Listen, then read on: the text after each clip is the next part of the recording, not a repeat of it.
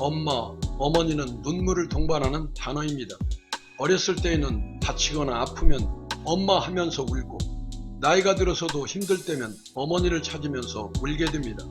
남자들이 군대 가면 어머니라는 글자만 봐도 눈물이 나고, 어머니를 3번 외치면 다시 눈물이 난다고 했습니다.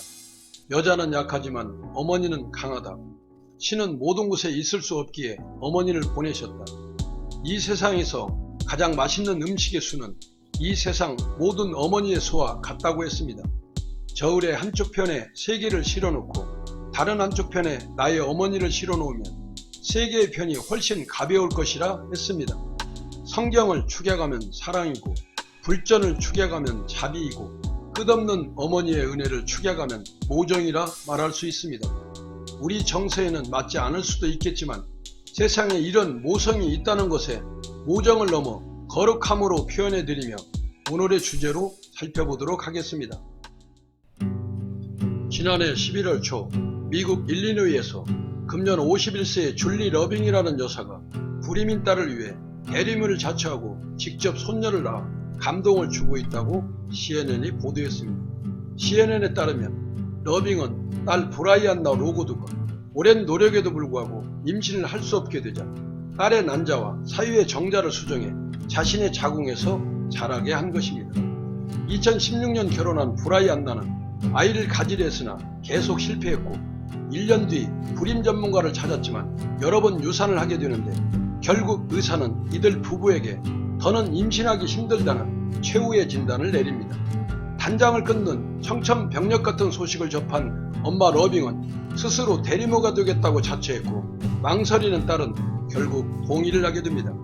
러빙은 딸의 대리모가 되기 위해 전문가와 의사, 심리 상담사 등을 만나 피나는 노력을 했고, 지난 2월 수정된 대화를 자신의 자궁으로 옮겨 한 번에 임신 성공을 하게 됩니다.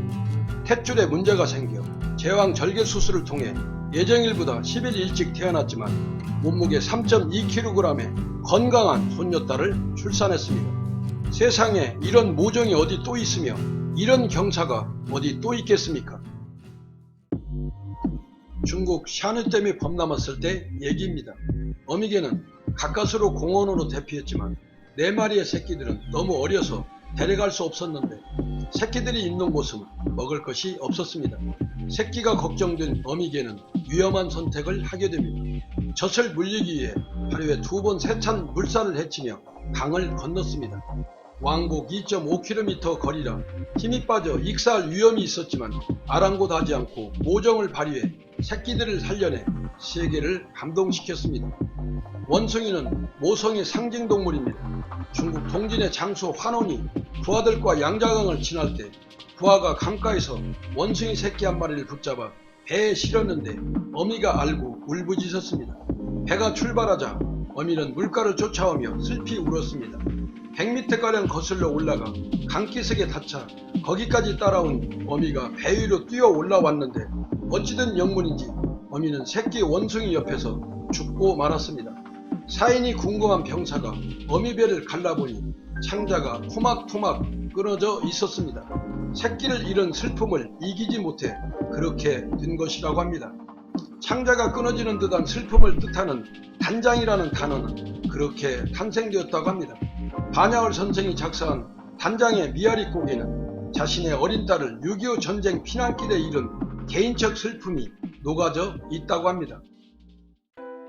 어디로 가야 하는지 몰라 길 헤매다 문득 뒤를 돌아보면 그곳엔 언제나 어머님이 웃고 계셨습니다. 내 그림자를 안고서 말입니다. 당신의 자식인 것을 신께 감사드립니다. 고맙다는 흔하디 흔한 말을 왜 어머님에게만 아끼며 살아왔을까 후회가 되며 그리움이 밀물처럼 몰려오는 낙엽만 수북이 쌓이는 감성의 계절입니다. 감사하고 감사했다고 당연한 인사를 전하며 끝없는 어머님의 은혜와 모정을 반추해 보시는 만추지절이 되시라 기원해 드립니다.